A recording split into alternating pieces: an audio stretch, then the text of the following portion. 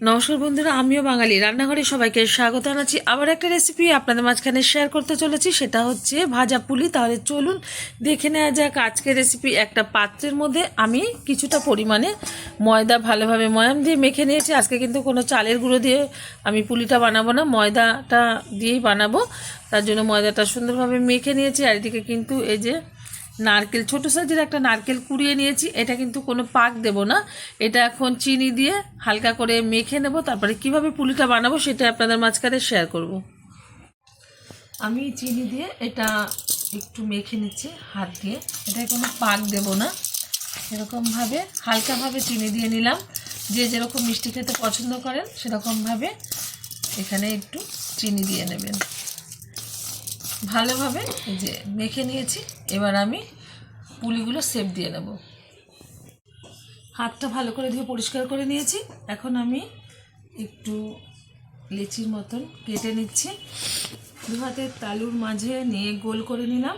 প্রত্যেকেই ভীষণ ভালো জানেন, তবুও আমি আমার মতন করে দেখাচ্ছি। একটু শুকনো ময়দা নিলাম, এবার বাটি আকৃতি করে নিচ্ছে। এর মধ্যে যেহেতু পুরটা ভরবো,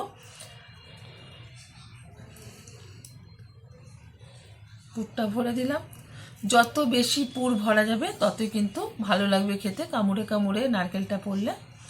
এবার ভালোভাবে মুখটা মেরে দিচ্ছে।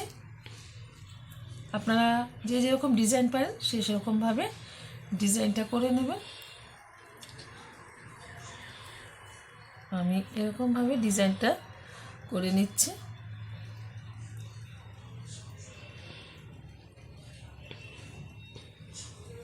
প্রত্যেকটা পুলি আমি এরকমভাবে করে নেব। সবগুলো পুলির মধ্যে কিন্তু পুর ভরা হয়ে গেছে। এই যে কটা হচ্ছে, আমি একটু বড় বড় সাইজের করেছি। এখন আমি এগুলি ভেজে নেব। পুলিগুলো ভাজার জন্য ওভেনে একটা কড়াই বসিয়ে তাতে দিয়ে দিয়েছি কিছুটা পরিমাণে সাদা তেল। তেলটা গরম হয়ে গেছে, তেলের মধ্যে দিয়ে দিচ্ছি পুলি পিঠে। আমার এই রেসিপি যদি আপনাদের ভালো লেগে থাকে আপনারা অবশ্যই আমার চ্যানেলটিকে সাবস্ক্রাইব করবেন, লাইক করবেন, শেয়ার করবেন। আর এরকমভাবে সহজ পদ্ধতিতে একবার ময়দা দিয়ে আপনারা পুলি বানিয়ে খেয়ে দেবেন। আশা করি আপনাদের ভীষণ ভালো লাগবে। ময়দা দিয়ে করেছি, এদিকে কিন্তু পুরটা আমি হাতে মেখে করেছি, এতে কিন্তু স্বাদটা ভীষণ ভালো আসে। উল্টে পাল্টে ভালোভাবে আমি পুলির পিঠেগুলো ভেজে নেব। খুব অল্প সময়ের মধ্যে কিন্তু পিঠে খেতে ইচ্ছা করলে আপনারা এরকমভাবে পিঠে তৈরি করে খেতে পারেন। ভীষণ নরমও থাকবে, আর নরমও হয়, আর নরমই থাকবে ঠান্ডা হয়ে যাওয়ার পরেও।